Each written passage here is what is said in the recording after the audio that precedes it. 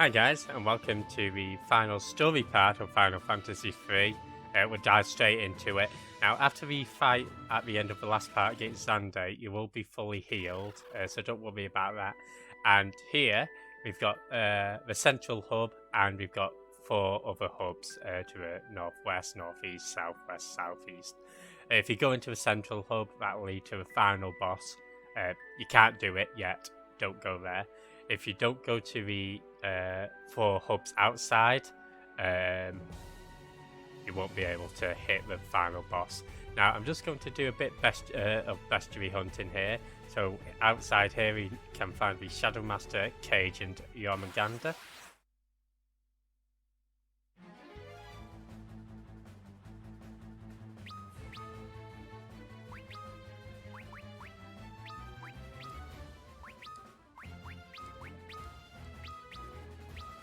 And this is sorry, I was going into this is the Kage enemy. Let's take them off. Yeah, let's go and get to autopilot myself then. No, don't worry about using too many of your strong spells if you want, because as I say, in each of the other 4 hubs there is a boss to fight, but you will get healed up after each of those boss fights automatically. So I guess what I mean to say is, you know, you don't have to worry about having to keep healing up, managing your spell charges, that sort of stuff. Yeah, this music is pretty epic, isn't it? So, I believe this guy has poison and darkness. There we go. See, we'll actually use our items here. So yeah, I'll catch you when I find the other bestiary entries. Okie dokie, here we go against the Shadow Masters. These guys sort of like your ninja classes, really. Again, nothing to worry about too much. I think they can deal some pretty decent damage, but at this point we should be, yeah, so 500, 800 yeah, as long as you're keeping your party healed, and you know, the chances are that they will attack, you know, different party members, so yeah, just wouldn't fret about them too much. Again, the encounter rate in this area does seem fairly generous, as opposed to the Crystal Tower, where it was an absolute pain. And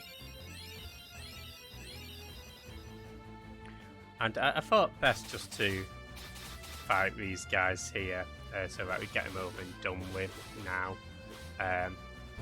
as always. Alright, there we go. Nice background. And here we go.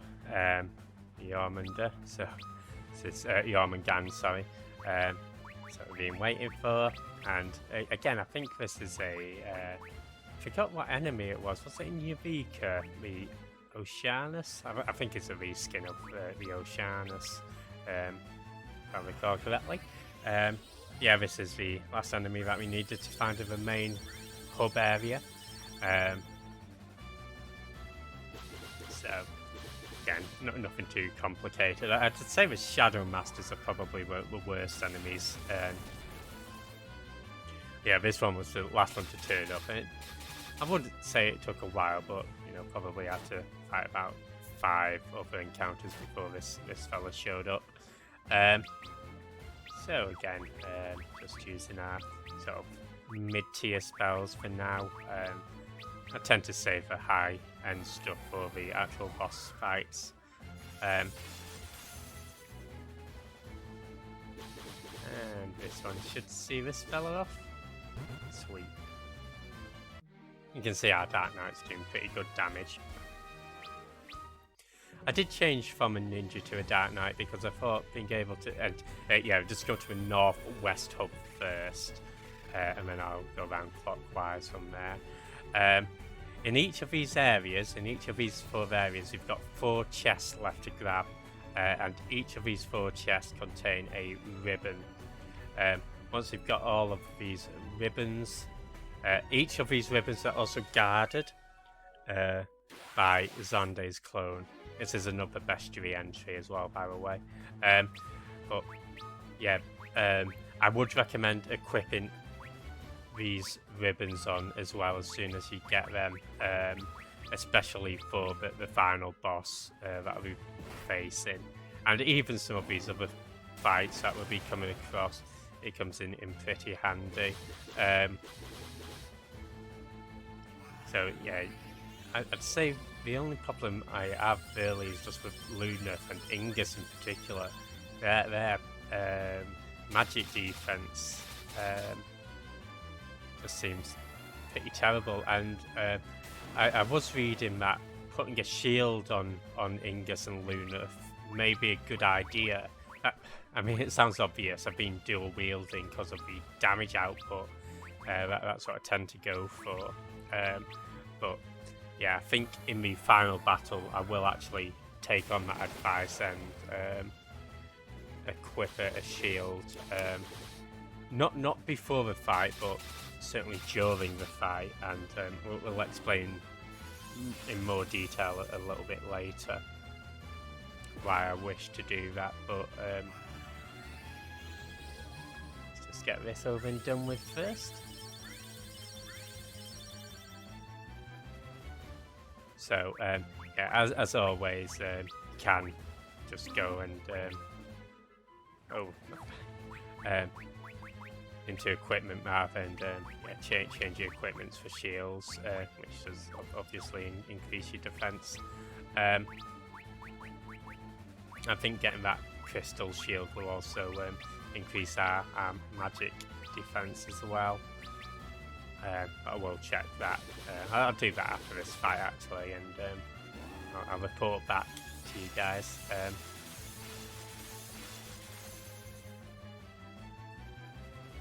Yeah, just something to think about, folks. Yeah, during my test playthrough, I did fight and beat the final boss without having shields on as well, so it is more than doable. And that's whilst I was at level 60 with all characters, just in case you were interested in that. But yeah, we get a nice bunch of experience for that, and I will show off each of these Xande clone fights as well, just for the reason that they are sort of yeah, well, let's see, Daisy. I'll pop the ribbon on Arc for now.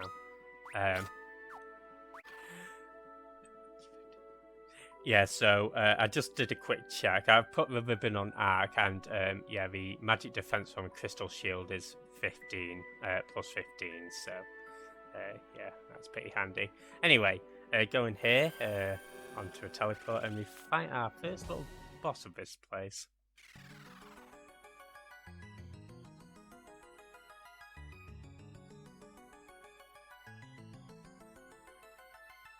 You cannot stop the flow of darkness.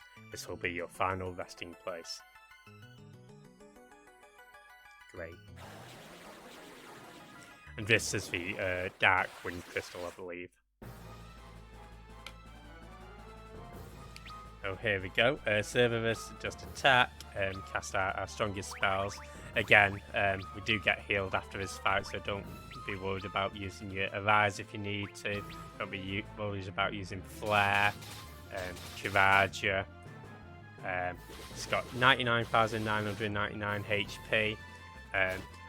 We've got Luna and Dingus in the front though, so they should be dealing plenty of damage.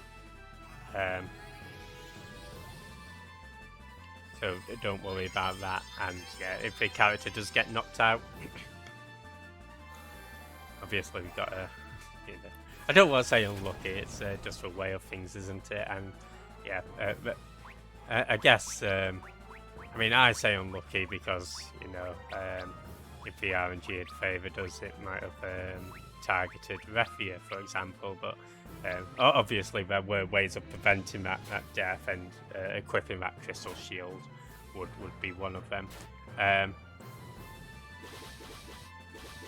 So, gonna do an arise that should fully revive our Lunaf, and to be fair, if you want to lose at any point, this is the point we want to lose at.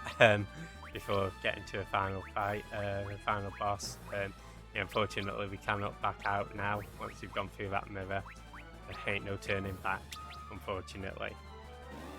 As the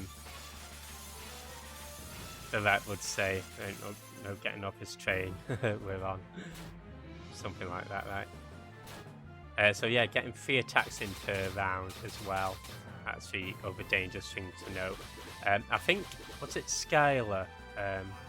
Or Scylla. We found it in Eureka, but that enemy could also get 3 attacks in per round as well. So just something to be wary of. As I say, it's not as potent as the dragons, and perhaps that's a danger I feel, is that you sort of take your, because I know I'm going to get healed after, because I'm not fussed about going into backfill with Luna or jumping or anything. I guess you get a little bit complacent, and that can sort of maybe not cost you the fight, but if you're not careful, it can certainly cost you a character, and you'd have to spend time obviously getting them healed up and recuperated. As you can see, it does cast, or it can inflict poison as well.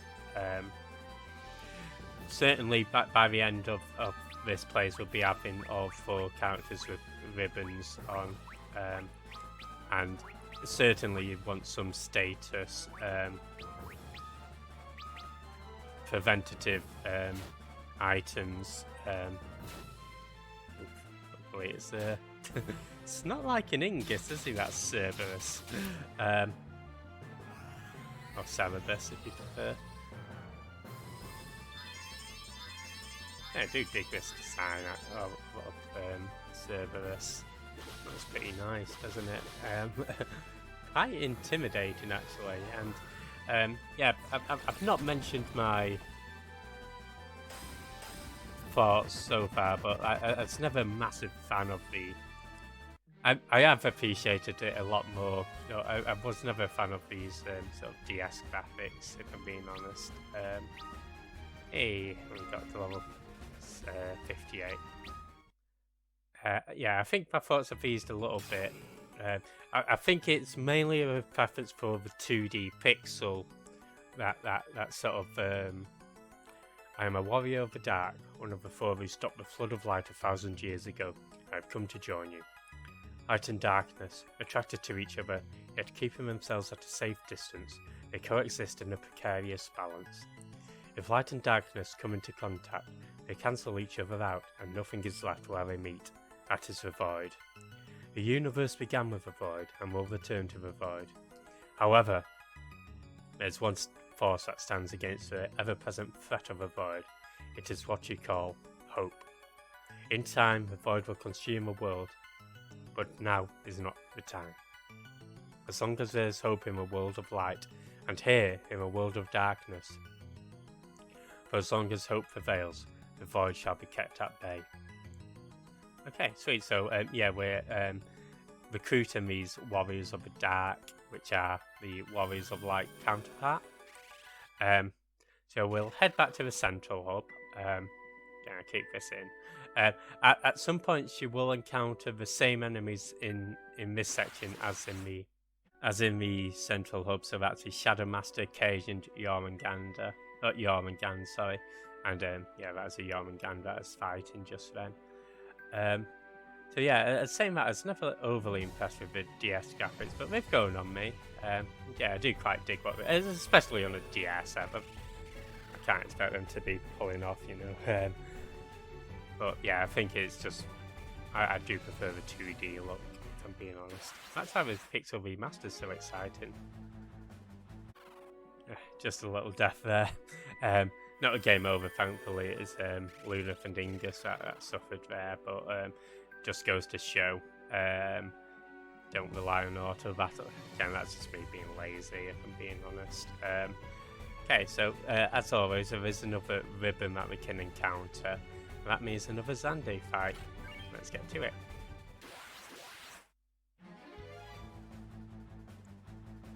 I don't actually know how much HP the Xande clone has. I'll try to look that up whilst we're fighting it. See whether we've got any quick reference nearby. No, nothing too much here. Let's check it out on the old Google.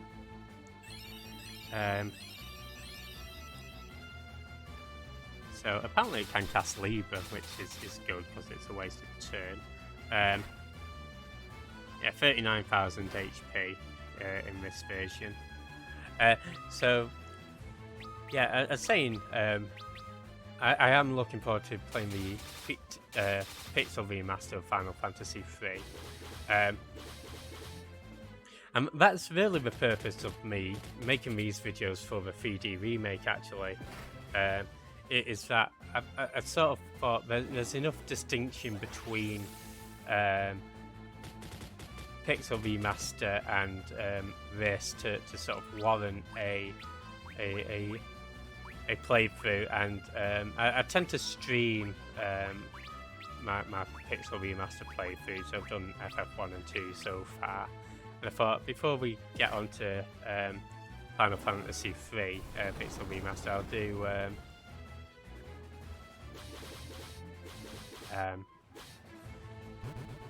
do the 3D remake. I'm currently playing or streaming Tales of Symphonia, which I'm enjoying, having a blast with it. There we go, get ribbon number 3, and we'll plonk that on Ingus. Fortunately, it does reduce his defense, but well worth it, just to protect against all status ailments. And the last one we'll give to Lunaf. So there is an enemy that we can encounter here. Usually it's the same stuff. Kage. Yeah, so Master Shadow, or Shadow Master Kage, and Yormungand. But there's also the Queen Scylla. So I'll go counter that. And yeah, catch you when we find it. And here we go. Excellent. So, yeah, it didn't take me too long, about the same amount of time as it took me to find the Yormungand in the main hub area. So yeah, this is Queen Scylla. Quite a funky looking enemy. Don't think I'd like to be it, to be honest, but you know, I'm sure it is what's inside that matters, right? And yeah, we're going to get inside our bestiary, so nothing too complicated, just same old. Not like in most Berserkers, but at least we're full of heals. Please don't attack me. Pretty please, I should say. Okay, so let's try Berserker, get another Kiragi going, and should see us finish it off, hopefully. And yeah, we'll move on to our next boss, number 2 of 4. Let's go. And actually, it makes sense just to do a little cure in case.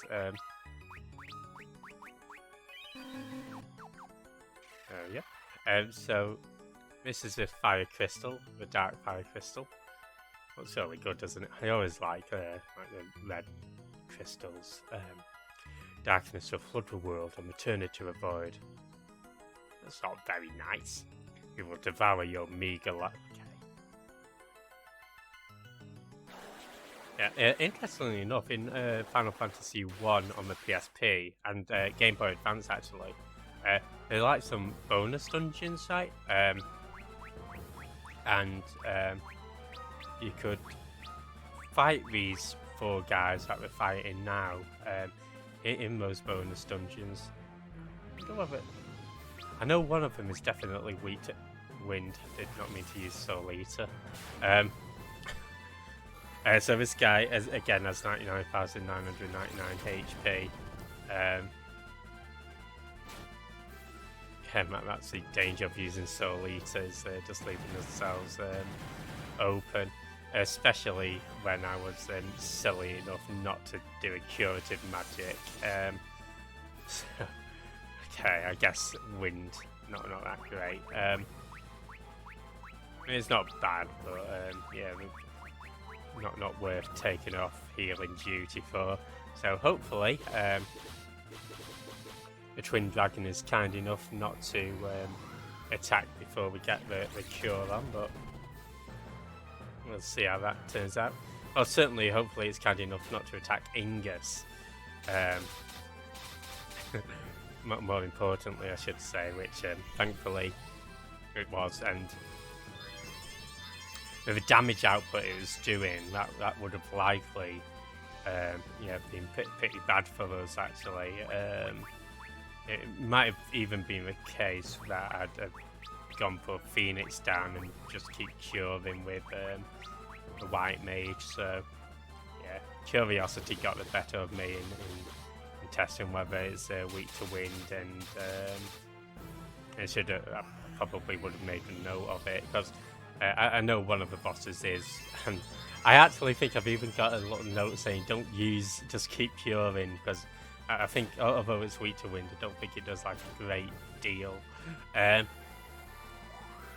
So can cast silence with its physical attacks. Of course, we've got the ribbons on, so we're not affected aside from Luna, but he doesn't really use spells at all.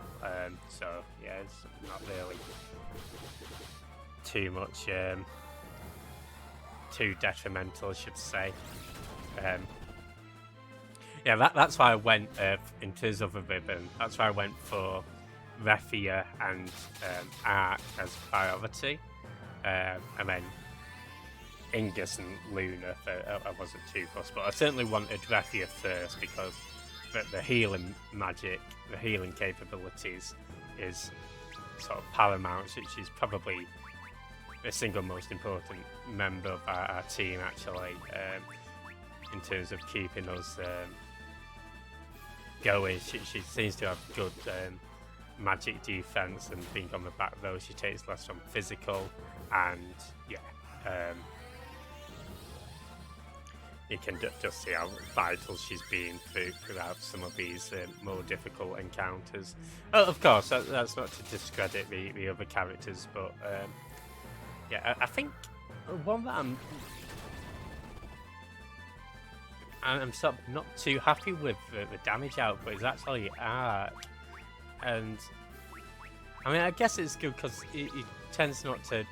So when I was doing my test playthrough, the ones who were getting knocked out were Luneth and Ingus the most in this part. So I guess in that regard, he's doing an alright job, and he is dealing some damage.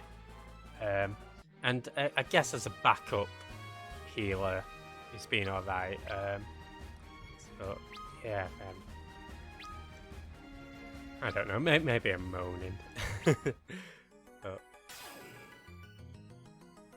I am a warrior of the dark, one of the four who stopped the flood of light 1,000 years ago. I have come to join you. The balance between light and darkness is kept by the 4 crystals, the crystals of wind, fire, water, and earth. When Xande halted the flow of time, the light of those 2 crystals sealed away. Because of this, the balance between light and darkness shifted drastically, and gave birth to a cloud of darkness, an entity whose sole purpose is to return the world to the void. The cloud of darkness tried to seal the 2 remaining crystals located on the floating continent. It created the earthquake that you have witnessed. It almost drew the floating continent to the surface world. The cloud of darkness is powerful, but with our powers of light and darkness combined, we may be able to defeat it. Hey, sweet. Well, let's get out of here. So, heading back to the main hub, as always, and yeah, let's mosey on. Again, we will have been fully healed after that fight, so yeah, fortunately, that twin dragon can only do 2 moves per round, 2 attacks per round, so that's good. Unlike that Cerberus with his 3 moves. Okay, so we're going to head to his southeast hub. I was originally going to do this one last, but I find it easier to exit the southwest hub faster, so let's go straight into it. As always, there is another ribbon chest located here, so we'll make sure to grab that, and that is right here. That also contains another Xande fight, so let's do this. I think I was tempted just to auto battle it, but no, we'll stick as is. Again, auto battle is handy, and if you're playing along at home, don't be afraid to use it. It's just good to, if you just set like try not to waste your MP with it, but you know, I tend to have Effie on like a lower tier cure and Dark on lower tier or mid tier magic, and yeah, just stick on auto battle, have Luna and Dingus attack, and yeah, you can really sort of fly through the enemies. Of course, that depends on if you've got it, if you're playing it on a system that does have the auto battle. So DS unfortunately does not, PSP unfortunately does not, but iOS does, and it's really handy. It is. I would say as sort of sped up the playthrough quite considerably, especially when I'm hunting for the bestiary entries as well. But that concludes my TED Talk on auto battle. Thank you all for attending. Sorry. As I say, there's only so much you can talk about Xande. Or his clone. It's not the most interesting.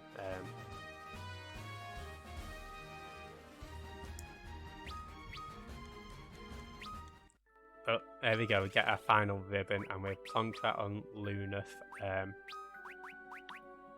And yeah, as I say, unfortunately, a slight defense decrease, sorry, but yes, it's worth it for the status. Okay, you know what, we will keep this in. I never encountered this on my test playthrough, but this is actually a fight with both Kage and the Master, Shadow Master. So yeah, perhaps could be interesting to show off. I don't know, but yeah, this is also a potential enemy setup that you can encounter. And I tend to just, with my physical attackers, just focus on one, try to get rid of him as soon as possible. There we go, got rid of Kage, and let's go for the Shadow Master, so Daisy. There we go, sweet. And yeah, that should see. Shadow Master, go. Sorry, buddy. It's not me, it's you. And you want to kill me. So I'm not a fan of, I might add. And yeah, I think I mentioned it before briefly, but I'm a really big fan of the battle background here with all the galaxies in the background. Really, really nice job. Yeah, just a fan of this area in general, to be honest. In this southeast hub, we do have to keep an eye out for an enemy called Garm, so I'll go find that before we proceed on. So this is a teleporter out to the next boss, but we'll look for Garm. Okay, sweet. So this is our Garm enemy. Again, very similar in style to Cerberus, of course. The 3 heads might give it away, but not quite as intimidating. I'm sure he's quite a good boy, actually. Perhaps he'd even let us take it for a walk. But for our purposes, we're not interested in walking it, we're interested in locking it into our bestiary. There we go. I will say, actually, getting these bestiary entries is good because it is giving us experience, and I do want to be level 60 before facing the final boss. So, yeah. Here we go here. And this leads to the Earth Crystal.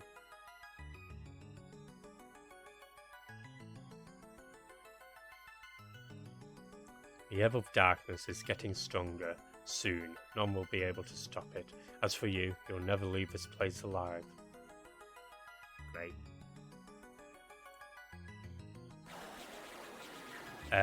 So this boss is Ahriman.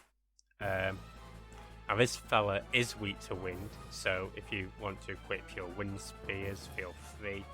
In fact, let's go do that now.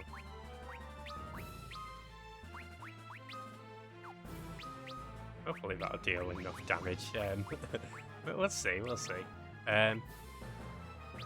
Again, you could use the rogue if you wanted to, but we won't. We'll keep it safe. So 3,500.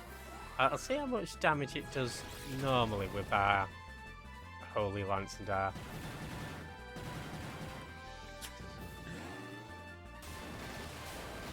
Dragon Lance, because I think that's a little bit underwhelming with the 3,000. But maybe it's just me, and maybe some people were also overwhelmed or whelmed. Who knows? Who knows? But yeah. So Holy Lance and Dragon Lance. And yeah, we'll see how much this does. Yeah, Evoke I think did about 2k damage, maybe 3k damage. I know I wasn't suitably impressed enough to make a note of it.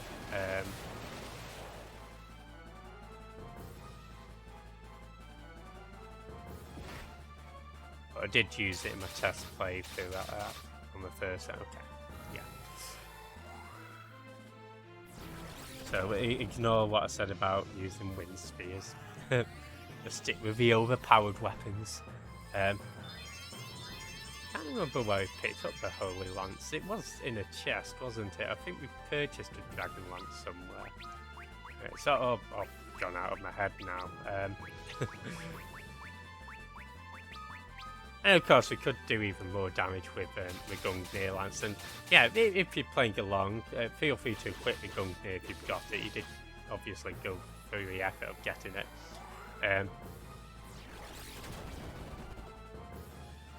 likewise, the ultimate weapon as well. But as I say, the main reason I'm refraining from doing it in prior to a post game is just because. For anybody playing on DS who hasn't got access to the ultimate weapon, and yeah, for people who just didn't bother getting the Gungnir, which I don't blame them. It's a lot to level up a thief to level 99. It's actually gone through quite a lot of the steals for. There we go. Again, Ahriman does have 99,999 HP as well, just in case you were wondering. Yeah, it's going through the steal list of the enemies, and there really weren't a great deal of good steals at all. I am the Warrior of the Dark, one of the four who stopped the flood of light 1,000 years ago. I have come to join you. Light and darkness, one cannot exist without the other, much like the sun and the world. Xande severed the link between the world and the sun, creating a world without day or night, a world devoid of time. Xande did not foresee that his actions would call forth a cloud of darkness, or that he would be put under its control. If you do not stop the cloud here, and now, not only will you find a world be engulfed in darkness, but the worlds of light and darkness will be both devoured by the void. If we, warriors of the dark, and you, warriors of the light, combine our powers, we may be able to stop it. As we had done 1,000 years ago, let us unite and defeat the cloud of darkness. Sounds like a plan. Okay, sweet. Let's get out of here. And then we'll head to the Southwest Hub. Again, really cool music. But the background actually reminds me of what he's saying of there's an ELO song from The Sun to a World, Boogie number 3 or something like that. Good song.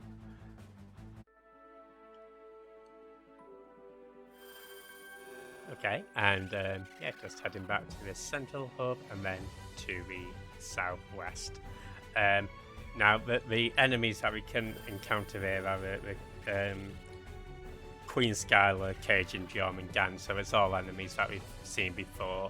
Now, what we want to do is go to the far left and go up, and this will lead to our fourth and final ribbon. It's quite a long path, so it does wind about a little bit. Right, I believe we're all level 59 now. Sweet. Daisy getting caught a little bit there. Okay, here we go. Ribbon time. And that also means Xande clone time.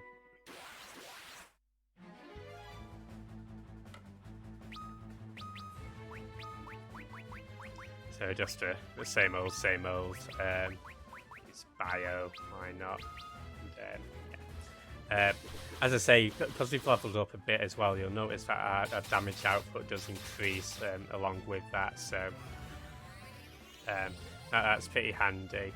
And I don't know whether we've gotten to level 99 Dragoon, because we have had the Dragoon in our party for a while. At one point I was considering changing to a Knight to use Excalibur with Luna, but yeah, I decided we'll keep him on Dragoon. These things sort of go on through my head on like my cycle to work. And yeah, I must admit, I have been thinking quite extensively about how I want to tackle each video of Final Fantasy III, what I want to do with the party. But yeah, it's been enjoyable. It was quite intimidating, I think, going into an RPG in such depth, but I'm glad that I've done it.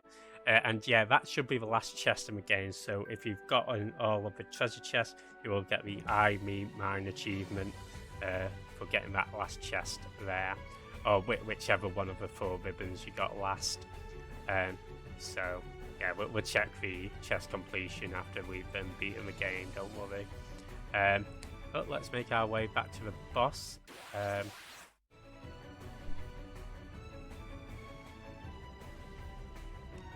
Right, and before we go here, of course, we'll heal up. I should really be doing this before any other boss encounters, but yeah, let's go into it. So this next fight is actually Echidna, and if you're anything like me, you think of sort of Knuckles, but yeah, apparently Echidna gave birth to the Hydra. You've done well to come this far. This is as far as you go. The darkness will engulf the world and return it to the void. And I was thinking perhaps that's where Echidna comes from, the name, because I'm sure you know, you've heard that Knuckles has 4 penises, essentially. I don't think it's quite like that. I think the penis has 4 heads, so I'm not an echidnaologist, I'm afraid, but yeah, so yeah, maybe that's where it comes from, because of course Echidna in Greek mythology gave birth to the Hydra, and the Hydra has multiple heads. I don't know, but that's just conjecture, but I didn't look into it. I just only found out yesterday because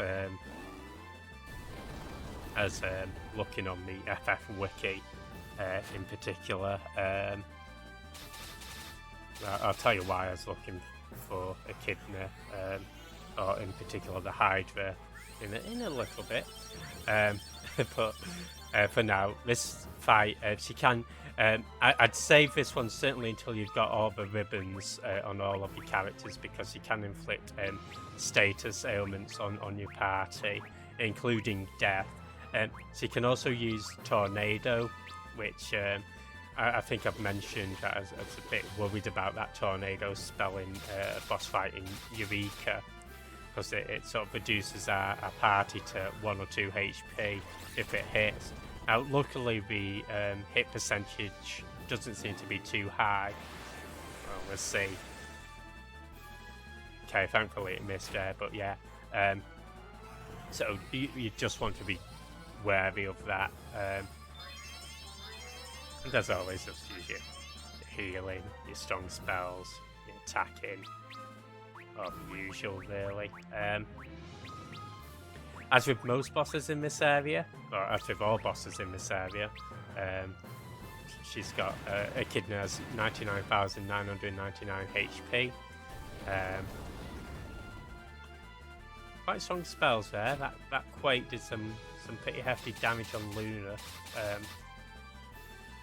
But yeah, we should be able to as long as you keep on top of your curing and don't let any of your party fall behind, you should be able to get this over and done with a-okay. So hopefully should be the penultimate round. We'll see. Yeah, I did mention whether I cut it or not. If your party deal 9999 HP, it might actually go over that. There isn't a damage cap, so even though it might show 9,999 damage, you could be doing 10,000, 12,000, 16,000 damage. Past that point, you can't really determine just by looking at it, but yeah, just to let you guys know, if you are doing 9999, it might not necessarily be 9999, you might be doing even more. Yeah, that's probably the toughest fight there. You can see Luna was getting a battering. There we go. I am a warrior of the dark, one of the four who stopped a flood of light 1,000 years. Oh, I don't show off. A cloud of darkness had also appeared when the light threatened to engulf the world 1,000 years ago. We are the warriors of the dark. We, the warriors of the dark, managed to stop it then, at great cost. 1,000 years later, the balance between light and darkness has inverted. Light had existed around a core of darkness, but darkness now revolves around a core of light. The light has lost its brilliance. The overflowing darkness is threatening to extinguish the light that remains. A flood of darkness. Only you, warriors of the light, have the power to stop it. Thank you. And another reason I like to save Echidna to last is just because of how easy it is to exit to that main hub after getting heals. So yeah, just head down and then to the right slightly and then down again. So simples. Right, so now we're ready to go into the central portal. We're level 59 throughout. So let's go for it. Now at this point, there are you can encounter 4, which we found in Crystal Tower, Queen Scylla, Garm. Here we go. Got 4 again. So yeah. Yeah, I'll show this fight off. Yeah, so we've got 4 Queen Scylla, Garm. So Queen Scylla and Garm we've encountered in other areas here already. You can also find Twin Dragon and Hydra. So Twin Dragon isn't too rare. And again, if you're completing your bestiary, I will stress that this is a separate enemy from the 2-headed dragon who you fought as a boss here. So make sure you do encounter the twin dragon.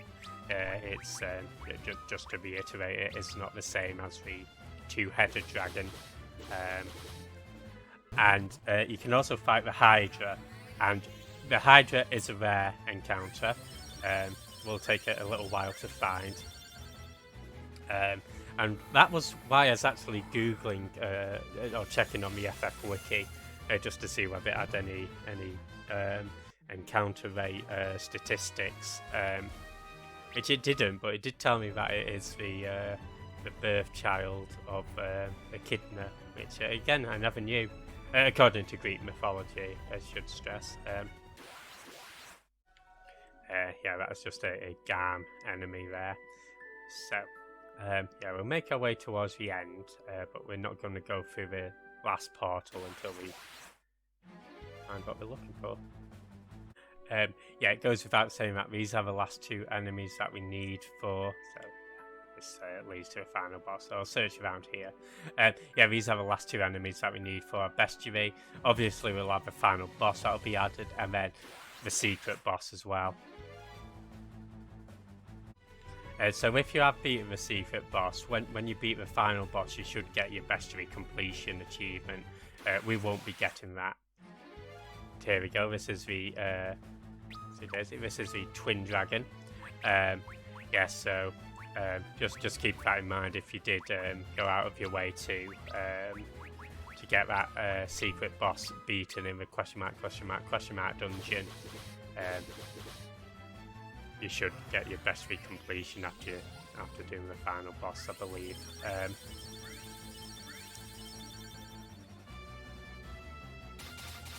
And yeah, this fella's simple enough.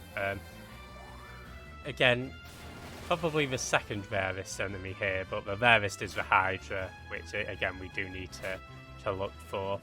I don't have any HP details for any of these encounters really. Yeah, but perhaps I should have done actually, seeing as they're sort of mini boss fights in themselves at this point, right? I mean, they don't require too much strategy, of course. I guess I get the feeling that I mean, I suppose it depends on what party setup you've gone with and how you prefer to level up, but yeah, I think I've found a pretty solid strategy that's fairly simple. Maybe not the most exciting, but at my levels it works. Okay, I'll catch you guys when I find a Hydra. We'll stop blabbering on. Promise. Here we go, the Hydra. So yeah, as you can see, it is a reskin of Echidna. I'm using my strong spells because we are going to use a elixir on Ark and Rathia before we go into the final portal, so don't worry about that. Yeah, let's get on with it. So yeah, final sort of normal enemy encounter. We will miss them until the next part when I'll be sick of them. But for now, just keep doing what you're used to. Yeah, it does take a little while to show up, so don't worry about that. Probably took me about maybe 10 battles. Nothing too exciting during the course of looking for it. So again, not like you're not going to be 8 hours, but yeah, was it worth it? Probably not.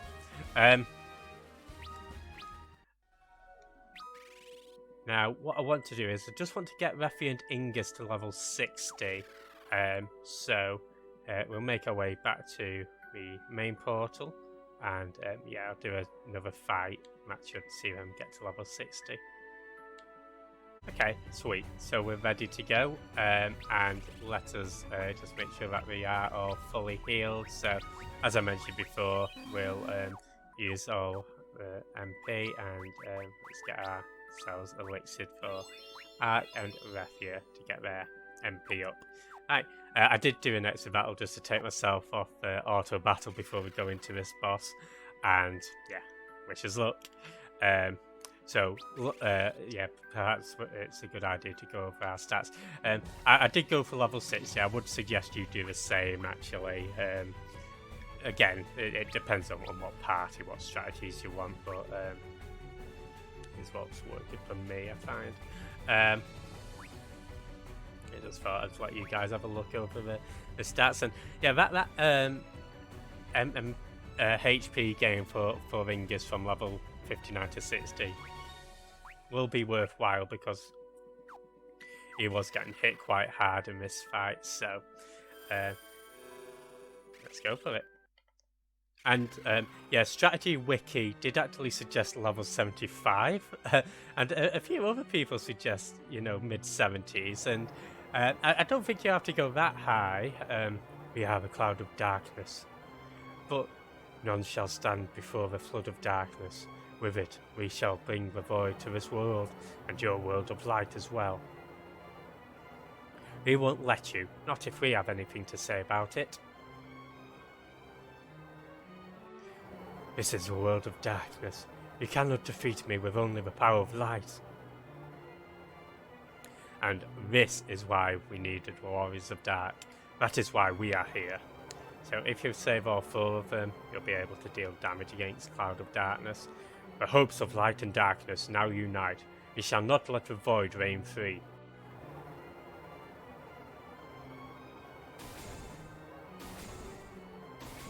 Might be a neat idea for, do you know those 4 old men? They turned out to be the Warriors of the Dark. You are trying my patience. You may have destroyed the dark crystals, but that is of no consequence. We will devour your power of light and use it to return this world to the void. So yeah, if you lose here, you do have to redo all those 4 fights again. Good boss theme though. Alright, so first things first, we've got the 2 tentacles. This one to our right, to the Cloud of Darkness left, but we call it the right tentacle. So the right tentacle is only affected by magic attacks. Cloud of Darkness you can hit with anything. The left tentacle, the one to her right, or its right, that's only that can only be damaged by physical attacks. But we're going to get rid of the right left tentacle first, and in the meantime, I am with our black mage. We could have it dark. We could have it use magic against. Yeah, that's not going to work. We could have it use magic against.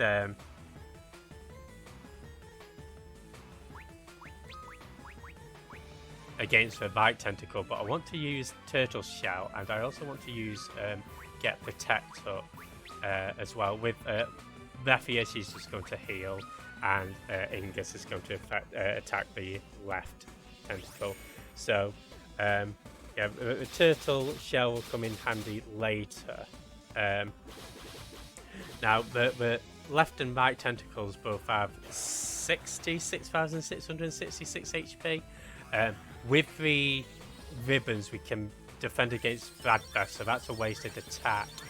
And then she can also attack quite a few times, I think up to 3 times. The left tentacle can also use lightning. That's why I wanted the shell in particular. I don't know whether that will reduce the amount of curative damage actually, but I think you can see how much damage that did to Luna, so we'll get a turtle shell on. I didn't actually bother casting shell in my test playthrough, so you don't have to worry about that if you don't have it, but I thought I did cast Protect though. That's what I was actually looking for, but I thought shell might be pretty handy to have. We are going to be using elixirs throughout this battle as well, so particularly for Raphia and Dark, so don't worry about that.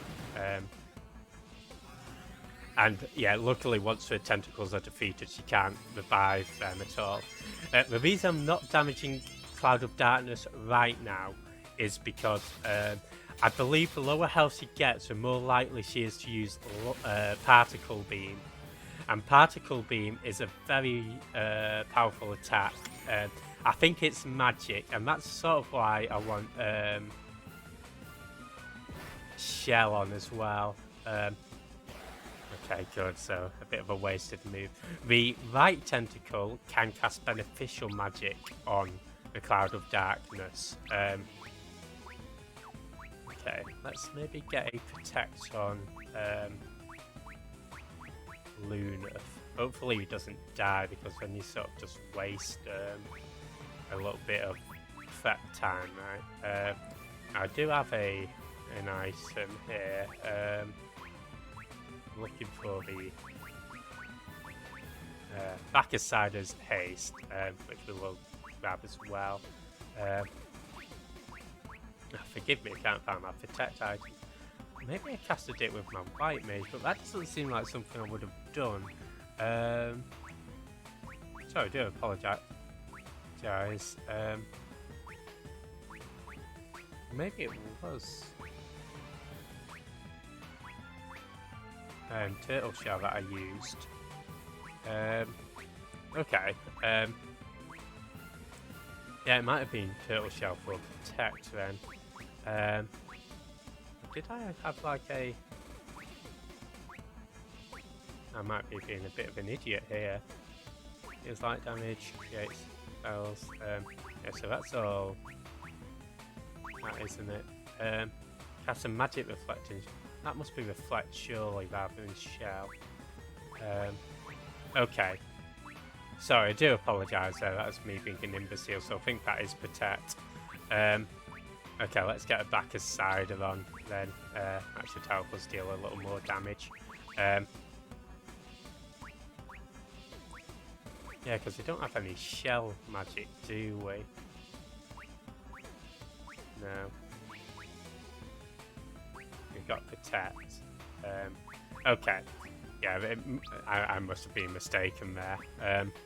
My apologies. But yeah, haste will allow us to deal more hits as well. It increases the damage output, so we'll get that on. Nice, and that's tentacle 1 down. Right. Ooh. Goodness. Luna, man, has given me a heart attack there. Right, so we've got the Bacchus Cider on. Now, I could start attacking Cloud of Darkness, of course. What I might do at this point is maybe put on the shields. We'll see, but we're going to go after the other shell. Now, this is where Art comes into his own, really. So I'll use with... I'll put a Bacchus Cider on Ingus, and we'll get to casting Flare on the right tentacle, and let's get just using Kage. In fact, at this point as well, it might be best just to go to Revert as well, just to reduce the... we will shift to the front once the tentacle's down, but I think for this point in time we can at least reduce our physical damage, and then it's just particle beam we have to worry about. And you know what, while we're actually not doing any physical damage for this time being, we might as well put the shields on, the crystal shields, just to get that magic defense up. That sounds like a good plan. So let's go to equipment, Dragon Lance, and we'll get the crystal shield. Then we'll put him in there. Then we'll go for Flare. So she can stick with her Kirages. I will want to use a elixir on Ark once his spell has run out. But let's see whether this item works as well. I know Soul Eater works, but the problem with that is it deducts your HP. Yeah, so we'll start using items as well. Should have put a shield on Ingus. That's fine.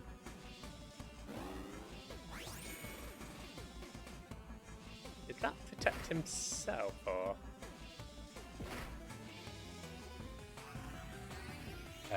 We can always use the raise later, right? The main one I'm worried about actually is if it uses haste or on itself. So let's find an item. We can go for flare again, and you of course can cure, and let's get a shield on.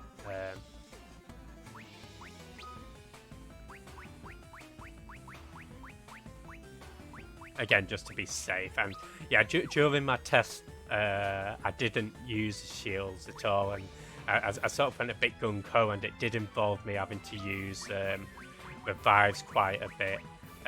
I am going this a little safe, I must admit. And yeah, the reason I'm getting rid of the tentacles first, particularly the left tentacle, you can just go all out and attack the Cloud of Darkness itself, but I feel like that is pretty risky at our levels. If you're level 99, you can probably get away with it, maybe even level 70s, 80s. And you know, it's nice to inject a little bit of strategy into it, right? All you've had is my boring old attack and use your strongest spells strategies.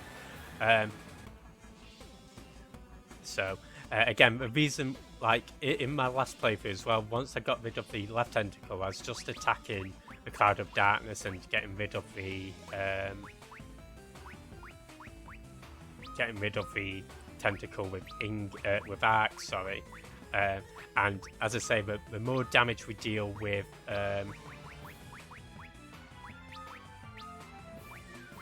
the Cloud of Darkness itself, I think the more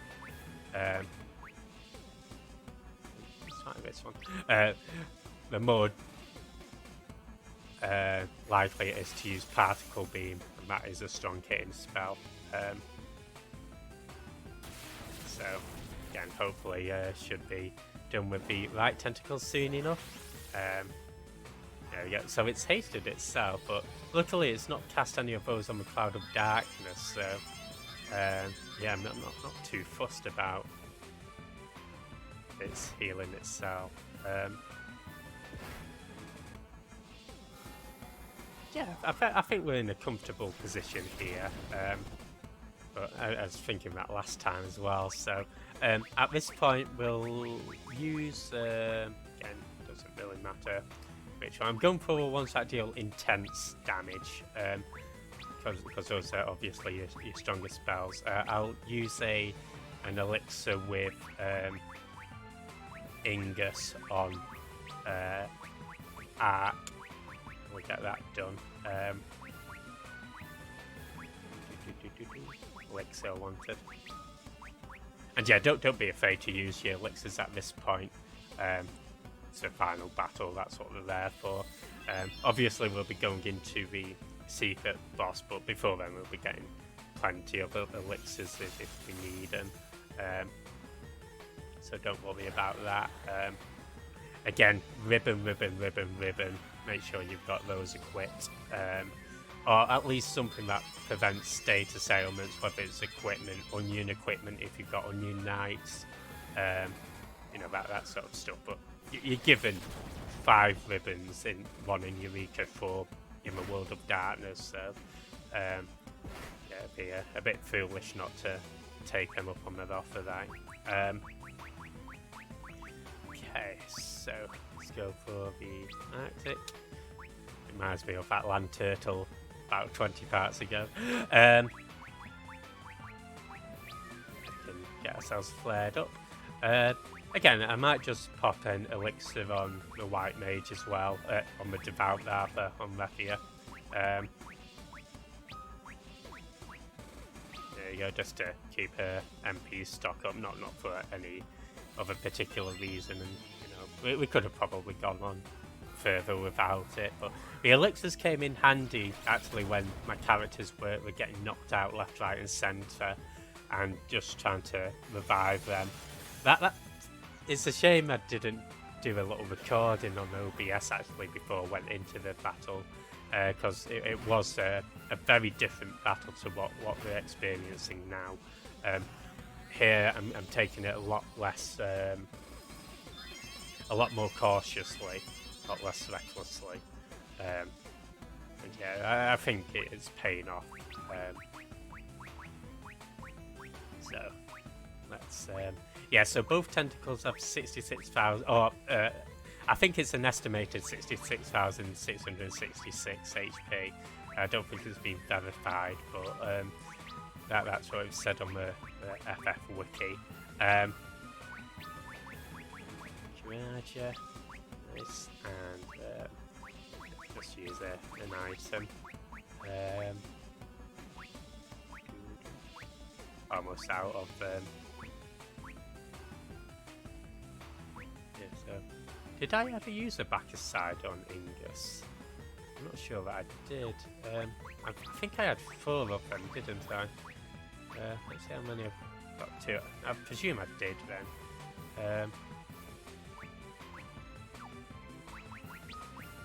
Okay, let's go for the unless it wears off, but I think it does. Maybe it does. I just noticed that Luneth and Ingus are glowing different colours. That indicates that they've got different status efficiencies at the moment. I've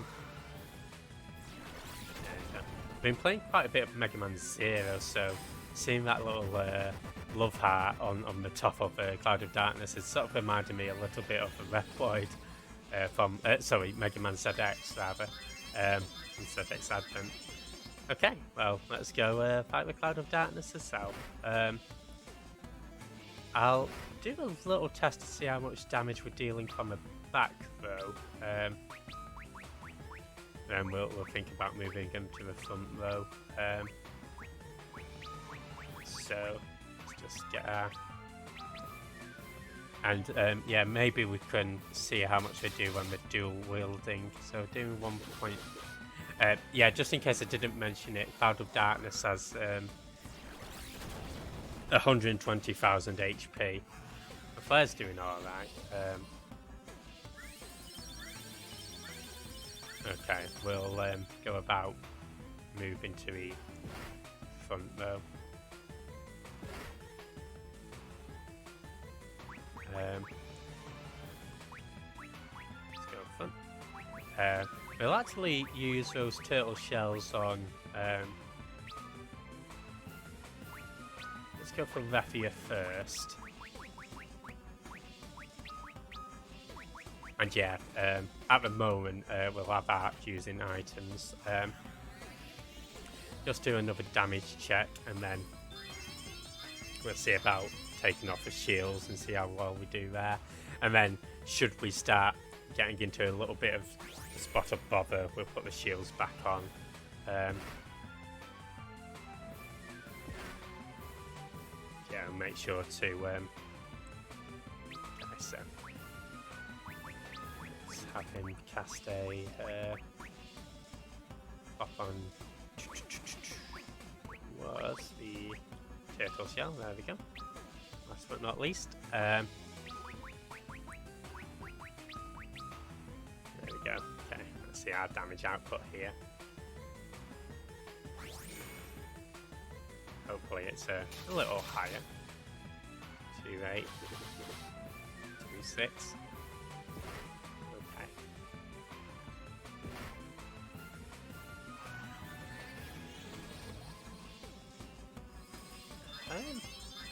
I've been fit. Can the mages equip shields? Because that might be worthwhile.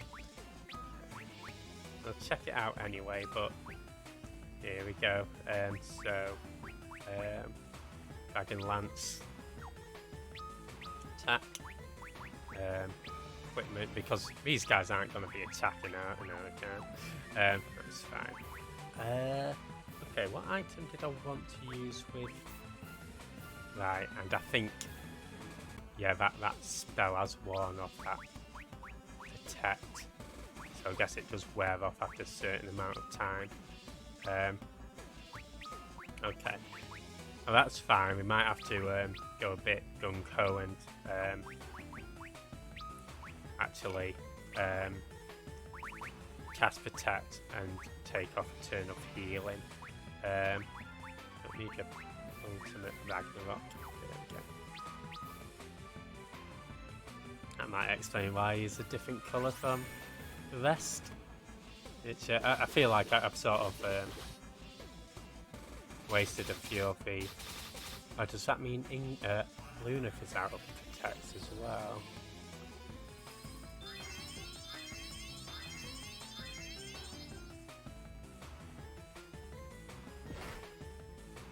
Five, 6, 5, 13. Okay.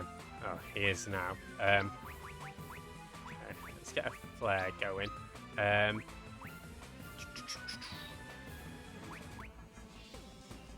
This is a bit risky and a little bit stupid, but we'll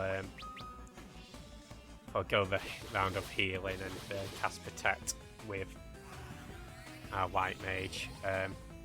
Hopefully it pays off. Nice, critical. Okay, sweet.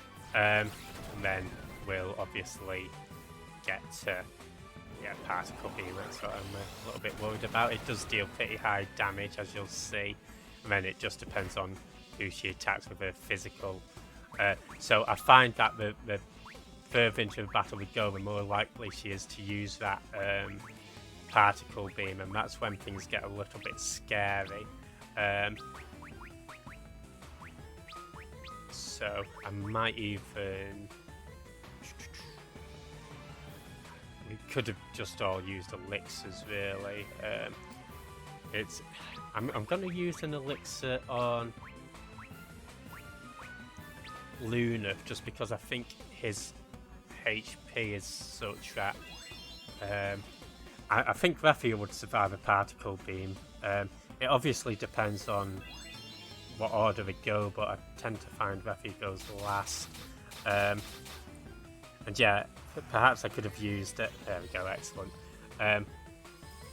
Perhaps I could have used the elixirs with all of the characters and just played it ultra safe.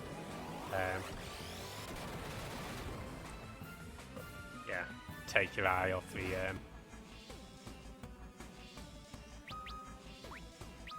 off it for 1 second. You're at risk of this, so yeah, we'll keep the damage outflow going, but I am going to start using our elixirs on our party members with Arc. Now, at this point, I might possibly see just how much particle beam is doing with a shield on. That could be something that's worth doing, and maybe just going back though. I might use an elixir on Refia as well, depending on how the turn orders go. Refia is the one that I'm least worried about with regards to the particle beam. And yeah, to be honest, it's okay, I think we're alright for, yeah, it's Lunaf and Ingus that tend to have a bit more of a effect about. And again, we could play this a little safer, have Lunaf, Ingus back though, have them with the crystal shields on to increase their magic defense. So, let's see. Sorry, I'm trying not to repeat myself too much, but it's yeah, you can sort of see how intense this gets, right? Well, that's why I think it's a good idea to focus on getting rid of those tentacles right at the start, and if they do cast any beneficial magic on Cloud of Darkness, use a raise on it, or that item, is it? I forget exactly, but there's an item that dispels magic as well. We're getting quite good, quite lucky with Ingus's criticals there. But there we go. not a bad effort if I do say so myself. I think there are things I could have done differently, but happy with that.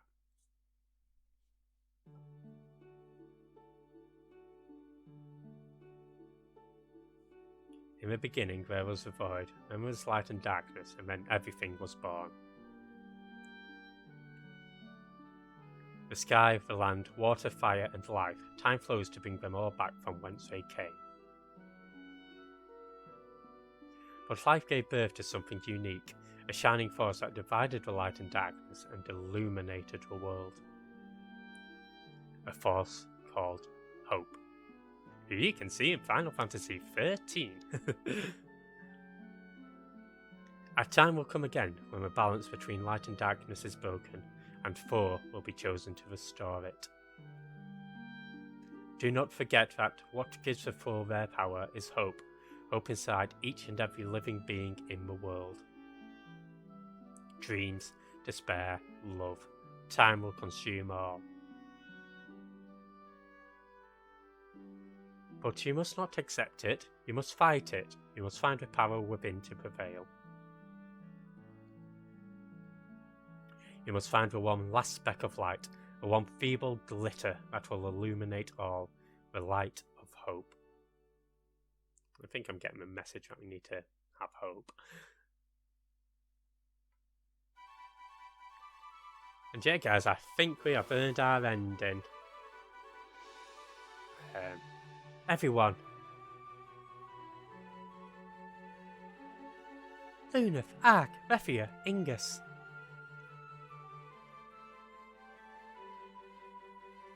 I knew you could do it. Sorry, voice acting so shit as always. By the heavens, you've done it.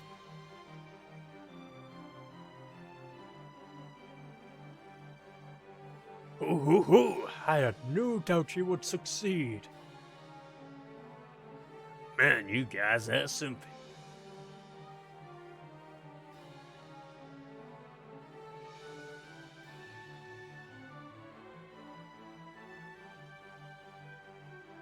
Let's go. It's time to go home. Sweet. And you know, yes, this is probably like my editing will turn out, but you know, it doesn't need to fly that far, does it? I don't know. Thanks, Gramps. Glad to be of service. Now let's see if the people of the mole miss me.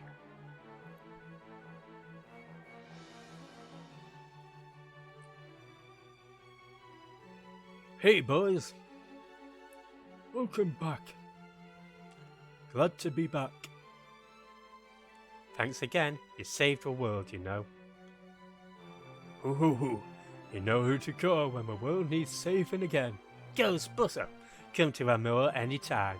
We'll do some training together, if you can keep up. Yeah, very fun. Farewell. And so yeah, the ending is pretty much just dropping all these guys off. It's Savonia. Yes, we have come back.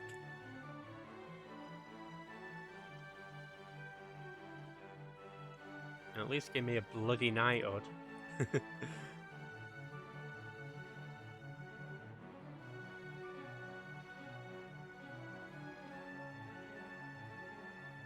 Thank you for your help, Prince. I mean, King Aelus.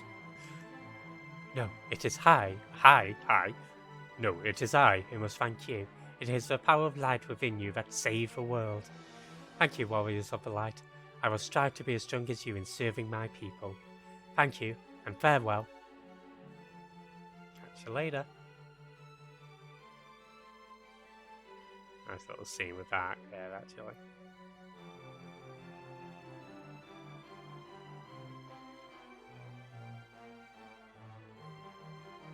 Yeah, this game doesn't... Okay, they've got the Nautilus, excellent. The game doesn't offer sort of too much in terms of, like,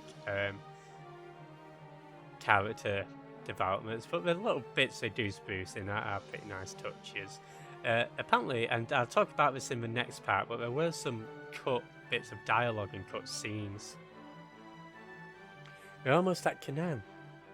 Oh, are we now? Mrs. Sid will be worried about me. I'm getting off here too.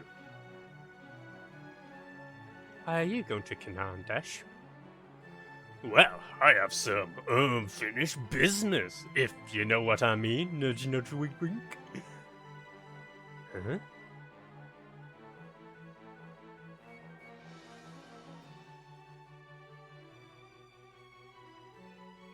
I have to see Selena. Oh, so you finally come to your senses. Oh, stop it. You're embarrassing me. Wait, woo. Sorry, can't actually whistle, guys. Fun little Jeff Yard facts for you. I've tried, but it just comes up as hot air. Looks like my commentary, Redemptish. Here we are, back in Canaan. Oh, I've missed you so. Oh my, Sid, stop it. People are watching. Selena. Selena. Dash, you're back. Promise me you won't ever leave again. I promise. Oh, I promise. We can't be outdone by these young'uns, can we? Sid, stop. I say, oh, Sid. Must you be so inappropriate? Oh, sorry. Can't be carried away here. Guess I did too. Sorry, I know their voices are changing a bloody line here. Hey, don't forget to come get me if you're going adventuring again. You're not going anywhere, Dash. Looks like you're not getting out of this one, Dash. Yeah. Come visit us anytime, you hear? You have to sample Mrs. Sid's dinner special. I look forward to it. Thank you, but I have to go see my father first, and I have to train to be a good smith. It's the least I can do to thank him for raising me, you know? Good. I'm sure Taka will be happy to hear that. Give him my regards, sir. Sid, Dash, we'll see you soon. Okay. Milady, let us return to Castle Sassoon. No, I don't want to go back so soon. Sorry, that did make me laugh. Milady, why?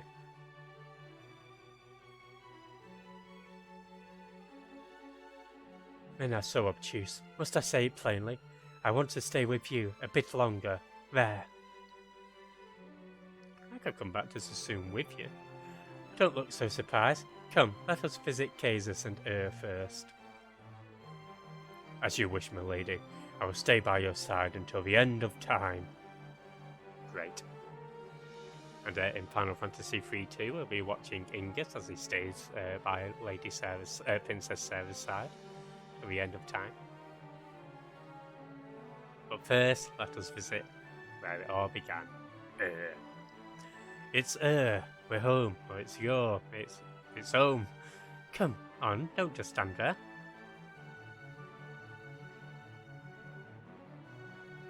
Welcome home. Lunaf, you're back. To Papa, Mum, we did it. I knew you had it in you. You've done well. I'm proud of you. I thought too. Did a very good job, Art. Yeah, you did great. That's what I mean to say, obviously. Welcome back. Thank you for saving the world. The heroes are back. The warriors of the light are real. Here, let me kiss you. Oh, no you don't. The Angus. The world was saved from the darkness. The light within you saved us all. Thank you, warriors of the light. Oh. The light. The crystals, they're back.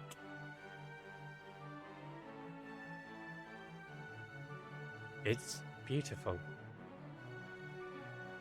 The darkness is gone, and a new dawn has come to a world.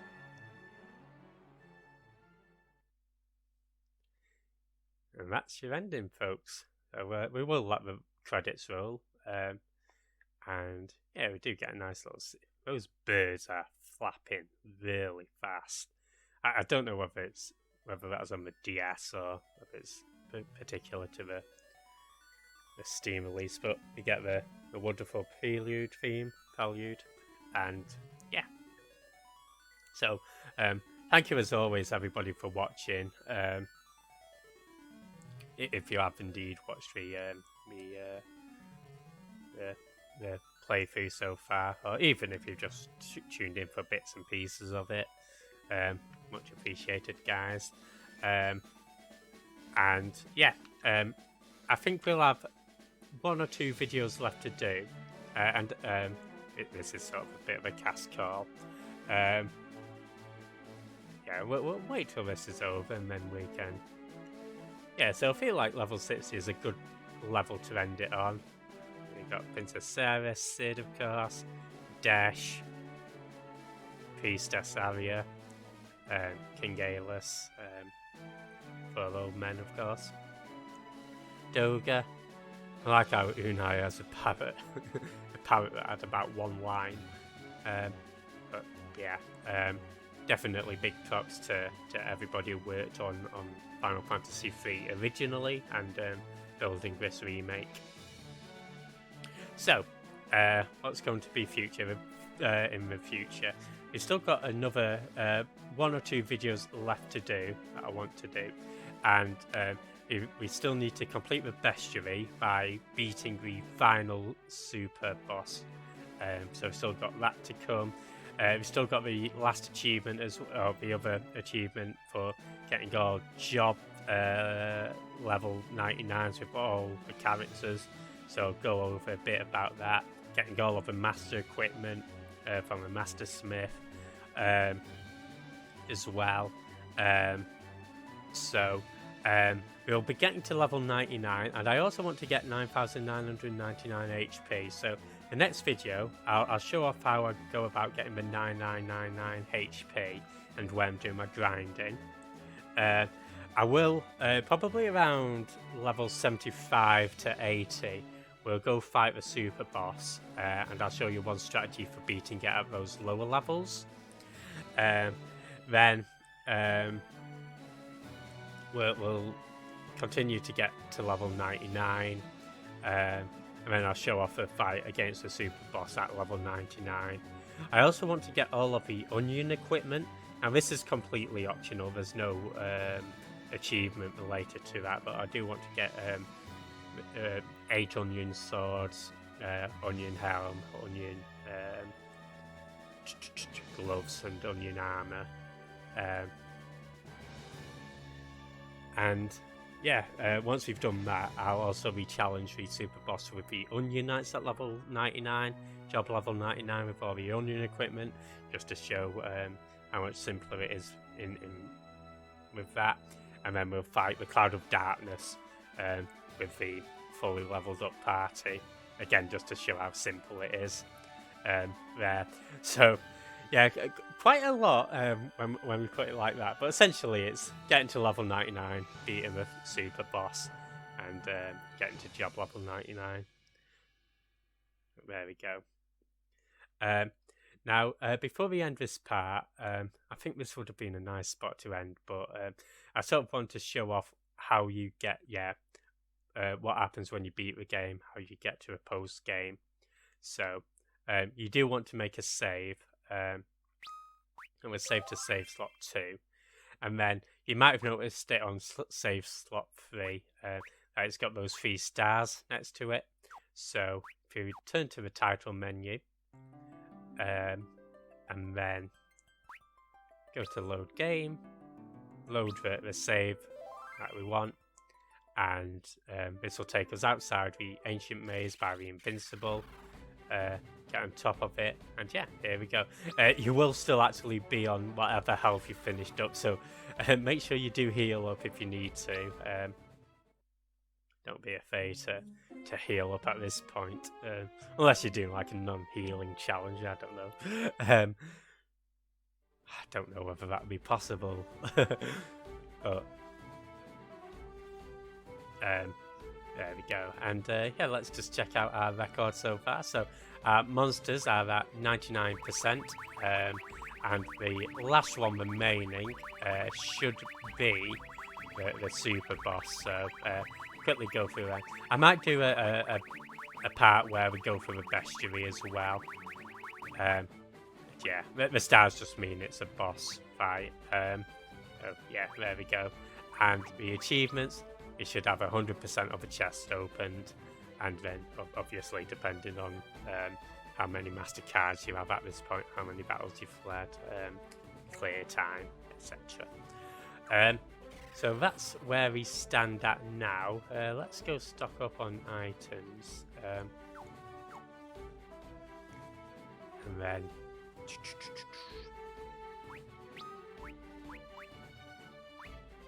can you call it an episode?